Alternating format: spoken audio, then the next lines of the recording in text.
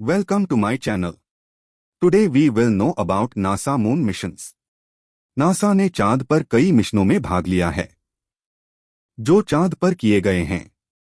Apollo कार्यक्रम 1961 से 1972 उदास स्माइली अपोलो कार्यक्रम एक सीरीज थी जिसमें नासा ने मनुष्यों को चांद पर उतारने और उन्हें सुरक्षित तरीके से पृथ्वी पर वापस लाने का लक्ष्य था। इनमें से सबसे प्रसिद्ध था अपोलो 11, जिसमें अंतरिक्ष यात्री नील आर्मस्ट्रांग और एडविन बज़ अल्ड्रिन ने 20 जुलाई 1969 को चांद पर उतरने का सफलतापूर्वक काम किया। अन्य अपोलो मिशन में मानवीय पृथ्वी से उतरने, चांद की आवरण यात्रा और वैज्ञानिक अनुसंधान शामिल थे।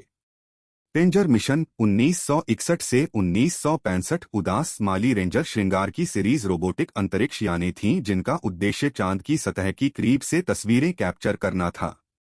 मुख्य लक्ष्य अपोलो मिशनों के लिए सुरक्षित उतरने के लिए स्थानों का चयन के लिए डेटा इकट्ठा करना था। ये मिशन चांद की सतह की मूल तस्वीरें प्रदान करने में मूल्यवान थे। सर्वेयर प्रोग्राम 1966 से 1968 उदास स्माइली सर्वेयर मिशन एक सीरीज रोबोटिक लैंडर्स थे जो सफलतापूर्वक चांद पर सॉफ्ट लैंड किए गए थे। उन्होंने चांद की सतह और मिट्टी की गुणवत्ता की परीक्षण किए, भविष्य के अपोलो मिशनों के लिए मूल्यवान जानकारी प्रदान की। लूनर रिकॉनेसेंस ऑर्बिटर LRO 2009 वर्तमान LRO एक रोबोटिक अंतरिक्ष यान है जो चांद की आवरण में है। इसने चांद की सतह को व्यापक रूप से मैप किया, संभावित उतरने के स्थलों की पहचान की और वैज्ञानिक अनुसंधान किए।